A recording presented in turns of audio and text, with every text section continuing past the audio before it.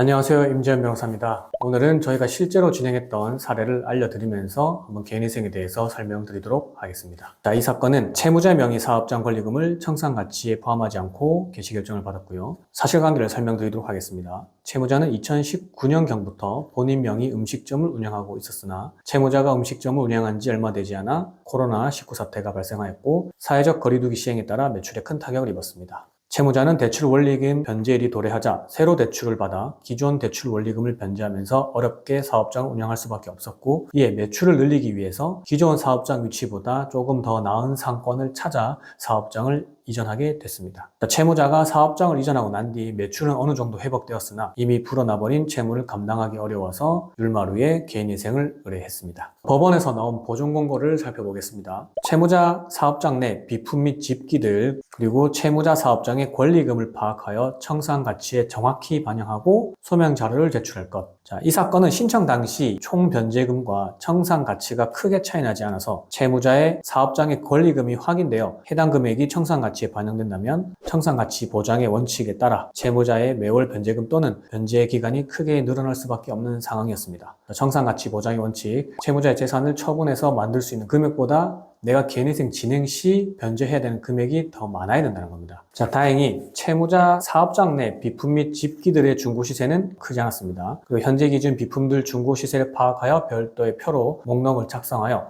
정확히 청산가치에 반영했으나 가장 큰 문제가 됐던 사업장 권리금에 대한 이 시세 파악이 매우 중요한 사항이었습니다. 자, 이에 채무자 사업장에 위치한 상권 권리금이 얼마 정도로 형성되어 있는지, 그리고 만약 권리금이 확인되어 청산가치에 반영한다면 변제금 및 변제 기간이 어느 정도 늘어날지를 파악하는 것이 가장 중요했습니다. 사업장 권리금 파악을 위해서 인근 공인중개사 매물 사이트 등을 확인을 했고요. 채무자 사업장 인근 식당 업종, 그리고 비슷한 평수의 매물들을 여러 개 확인한 결과 코로나19 사태 발생 이전에는 평균 약 3천만 원 정도에서 권리금으로 거래가 활발히 이루어졌으나 코로나19 사태 발생 이후부터는 특히 이 사건 신청을 해왔던 2025년경에는 별도의 권리금 없이 거래되고 있는 매물들이 대부분인 사실을 확인했습니다. 청산가치에 산입되느냐 안 되느냐는 이 당시 채무자분의 어떤 상황에 있어서 매우 중요한 거였습니다. 자, 실제 해당 지역은 뉴스에서 보도될 정도로 코로나19 사태 직후에 상권이 활력을 크게 잃은 상태였고, 이후에도 경기 침체 장기화로 인해서 상권들의 매출 회복 또한 매우 더딘 상황이었습니다.